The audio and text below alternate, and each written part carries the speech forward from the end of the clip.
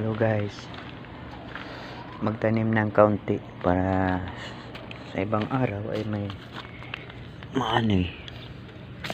Ito yung tanim ko ng palaya. May mga bunga na siya guys. Yan, binalot ko para di ng uod. Meron pa doon, di pa na nabalot. Yan. Tapos itong taniman ko, prasong paso lang oh. Nilagyan ko ng abono para suporta naman. Tanim din ako sitaw. Tumubo ng sitaw. Yun pa guys. Ito pa.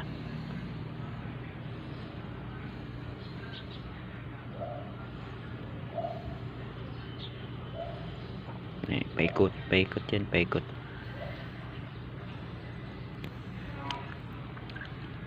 Maganda magtanim-tanim ng kaunti. Ito naman ako sa kabila. Ito yung kalabasa ko. Bago pa lang to guys. Wala pang ano. Wala pang bulaklak. May bawang. Tumubo na yung bawang. Sibuyas, isang puno pa lang. Hingi ko lang pag dumami yan.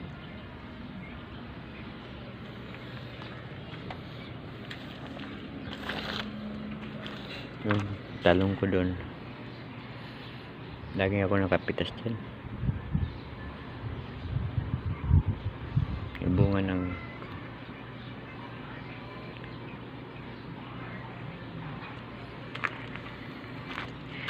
siling, ano pala, luyang dilaw, luyang original, tanglad,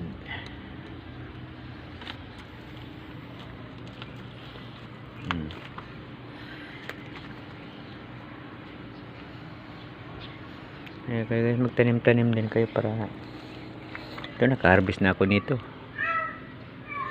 Salamat sa Panginoon sa mga biyaya. Tanggalin ko pala itong inuod ito. Yun ito mabubuhay.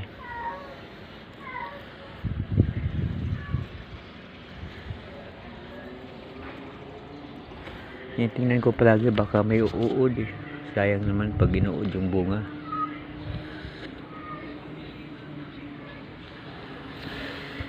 Hindi ko pinakunan ng dahon para magtampo. Tampo kasi yan pag kinunan ng dahon. Binalot ko siya guys. Yan siyang po. Naman. Para liin yung uod. Tapos kabila pa. Sa loob. Yung pa isa. Binalot ko para di maano ng uod, di pasukin. Tapos itong mga ganito guys, pagdating sa ampalaya, dapat tatanggalin itong mga ganito, mga suwi sa may puno para doon sila makapokus. Focus sila ng mga sustansyang galing sa may puno. Agad sila makapokus na din sila doon sa may bunga. Malunggay dito. Ito pang isang malaking puno katabi ng ampalaya ko para malamig-lamig ang panahon. Hindi sila nainitan masyado. Alagaan ko lang to ng lupa. Bilhan ko ulit ng lupa to.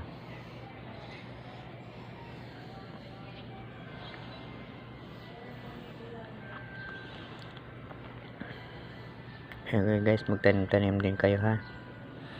See you guys. Bye bye.